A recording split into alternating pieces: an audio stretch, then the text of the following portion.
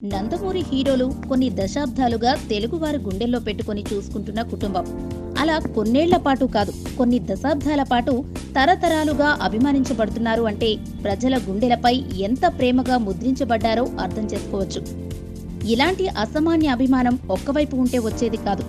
Audio ఫంక్షన్లలోనో, ప్రజా మీటింగులలోనో 4 దొంగ మాటలు చెబితే వచ్చేది అస్సలు కాదు. ప్రజలంటే కూడా అదే స్థాయికి మించి ప్రేముండాలి. వారి మీద పదింతల కేరుండాలి. ఆ విషయంలో నందమూరి హీరోలు ఎప్పుడూ ముందే ఉంటారు. ముందు జనం, తర్వాతే మనమంటారు. కుటుంబాన్ని అభిమానులతో సమానంగా చూసుకుంటారు. నందమూరి బుడ్డోడు జూనియర్ అయితే తన ప్రతి సినిమాకి ముందు యాక్సిడెంట్ల మీద ఒక ఏవి వేస్తారు. తన కుటుంబంలో జరిగిన నష్టం మరే కుటుంబంలో జరగకూడదని ప్రయాణంలో జాగ్రత్తగా ఉండండి. ఇప్పటికే ఒక అన్నని కోల్పోయాను, ఇక నా అభిమాన సోదరుల్లో ఏ ఒక్కరిని కోల్పోయినా నేను తట్టుకోలేనని చెబుతుంటారు. చూడటానికి ఇది సినిమా ముందు వచ్చే మామూలు విషయంలా ఉంటుంది, కానీ దీని ప్రభావం చాలానే ఉంటుంది. నిజమైన నందమూరి అభిమానులు ఈ విషయాన్ని గుండెల్లో పెట్టుకుంటారు కూడా.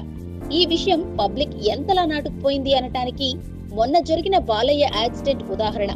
కేవలం బాలయ్య సీట్ బెల్ట్ పెట్టుకోవడం వల్లనే ఎటువంటి ప్రమాదం లేకుండా ఉన్నారు. ఓ రకంగా బాలయ్యకి అదే విషయం నాటుకుపోయి ఉండవచ్చు. బాలయ్యని చూసి ఇంకా ఎంతమంది స్ఫూర్తి పొంది ఉంటారో.